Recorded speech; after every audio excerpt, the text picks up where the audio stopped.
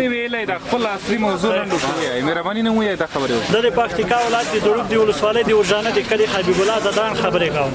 دا که موږ د پکتیکا د ولایت په سیمه کې چې کوم د جنغزۍ مارکیټونه دي دا ډېر عجز خلک دي نن لکه پکتیکا کې چې کوم مارکیټ خلاص شوی دی جنغزیو خو دلته موږ نه پوهېږو چې حکومت په خپله غله دی که موږ ته حکومت نور غله سیخ کړي دي خو که دا مشکلاتونه وي موږ ډېره سخته مظاهرې به وباسو د دغه حکومت دفاع به وکړو موږ سره د دفاع کمای نشته خو موږ دغه حکومت ته هیله دا کوو هیله ونه کوو چې دغه دفاع د دغه غلې مخنیوی وکړي که نه یې کوئ بیا به د دې نه ډېر سخت مشکلات جوړ شي ډېر تاوانونه به ورسېږي قومونو ته به دا خبره لاړه شي لکه پرون د 2-3 ورځې مخکې چې په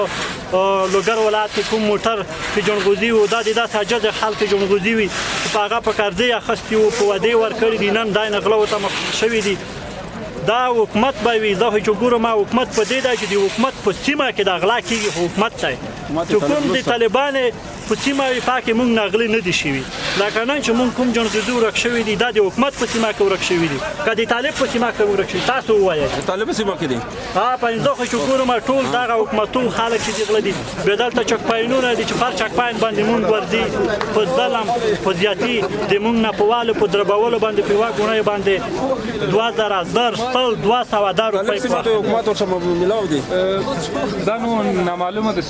چا په وړي دا موضوع که مثلا ستاسو کاروبار دا ډول یا غلا کېږي یا ستاسو امنیت نه ساتل کېږي تاسو د دې کار بالاخره تېرېږي تاوان به چا ته رسېږي تاوان به یې کمو خلکو ته هم رسېږي حکومت ته به هم رسېږي داسې نه چې صرف دا کمو ته دا به ټولې د افغانستان د خلکو لپاره ډېر سخت تاوان وي خو دا چې موږ ټول هیله کوو چې باید موږ پاکستان لار خلاصه کړو مظاهره وکړو موږ دغه کوم زنغوزي چې دي د عجزه خلک دا پاکستان ته موږ یوسو په زور باندې موږ ورو داسې هم نه چې حکومت به موږ مخنیوی بیا ونه نیسي چې موږ که چېرې که خپله مظاهره وباسلې بیا د حکومت دفاع موږ ډېره زر کولی شو ډېره مننه